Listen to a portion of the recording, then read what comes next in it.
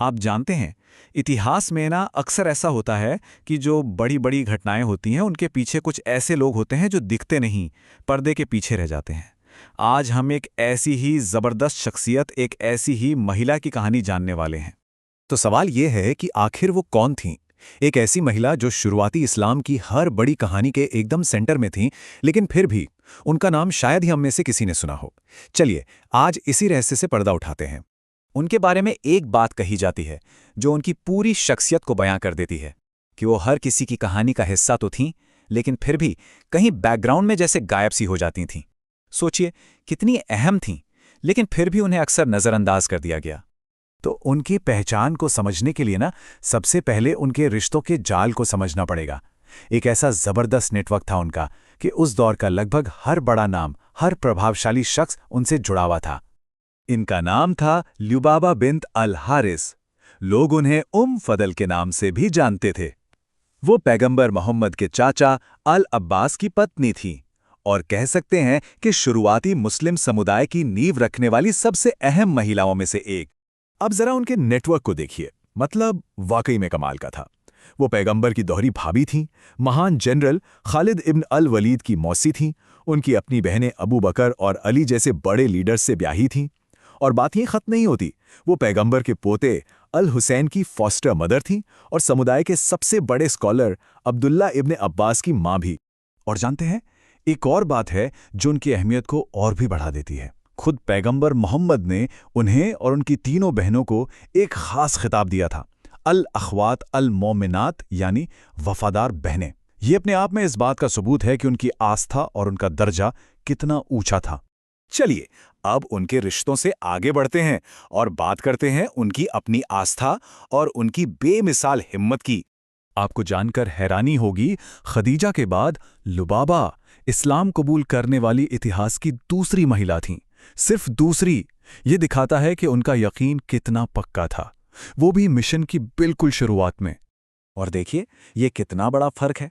एक तरफ लुबाबा थीं जिन्होंने फौरन और खुले तौर पर इस्लाम अपना लिया, और दूसरी तरफ थे उनके पति अल अब्बास, जो लगभग 20 साल तक सबके सामने गैर मुस्लिम ही बने रहे। लुबाबा लगातार उनके लिए दुआ करती रहती थीं कि वो भी इस्लाम कबूल कर ले।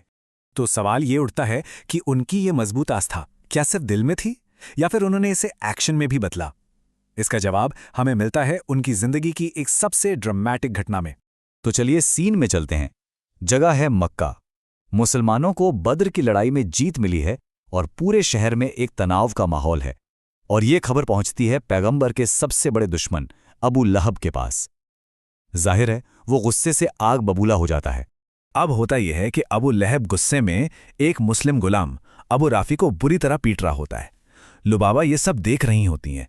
वो एक पल भी नहीं सोचती, पास पड़ा एक भारी टेंट का पोल उठाती हैं और सीधा अबू लहब के सिर पर मारती हैं। और फिर उसके ऊपर खड़े होकर उसे ललकारती हैं कि जब इसका मालिक यहाँ नहीं है तो इस पर हाथ उठाने की तुम्हारी हिम्मत कैसे हुई? और इसका नतीजा क्या हुआ? अबू लहब, वही अबू लहब जिसका नाम कुरान में इस्लाम के दुश्मन के तौर पर आया है, उसी चोट की वजह से कुछ ही दिनों में मर गया। मतलब लुबाबा के एक ही निडर कदम ने इतिहास का रुख मोड़ दिया। लेकिन लुबाबा की कहानी सिर्फ उनकी बहादुरी तक ही खत्म नहीं होती। उनकी असली और सबसे बड़ी विरासत तो उनके बच्चों के जरिए आज भी जिंदा है, जिन्होंने इस्लामी दुनिया पर बहुत गहरी छाप छोड़ी। उनकी सबसे बड़ी विरासत थे उनके बेटे अब्दुल्ला इब्ने अब्बास। वो मक्का के उस मुश्किल दौर में पैदा हुए थे जब मुसलमानों का सामाजिक बहिष्कार किया गया था, और शायद इन्हीं मुश्किल हालातों ने उन्हें पैगंबर के और भी करीब ला दिया। तो जब लुबाबा मदीना गईं तो उनके साथ उनके 10 साल के बेटे अब्दुल्ला भी थे, और अगले 3 साल आप कह सकते हैं कि अपनी मां की वजह से ही वो पैगंबर के साए की तरह उनके साथ रहे। उन्होंने हर चीज सीधे पैगंबर से सीखी, और यही वो ज्ञान था जो आगे चलकर उनके एक महान विद्वान बनने की नींव बना। तो ये लुबाबा ही थीं जिन्होंने अपने बेटे को पैगंबर के इतने करीब रहने का मौका दिया, और इसी वजह से अब्दुल्ला हबर अल उम्मा बने, यानी समुदाय के विद्वान। वो कुरान की तफसीर और हदीस के सबसे बड़े सोर्स में से एक माने जाते हैं। ये सब एक माँ के विजन का ही तो नतीजा था। इसीलिए आखिर में उन्हें मुस्लिम समुदाय की महान मौसी कहना बिल्कुल फिट बैठता है। ये एक ऐसा टाइटल है जो बताता है कि वो कितनी सम्मानित थीं, सबकी कितनी परवाह करती थीं और समुदाय में उनका कितना अहम रोल था।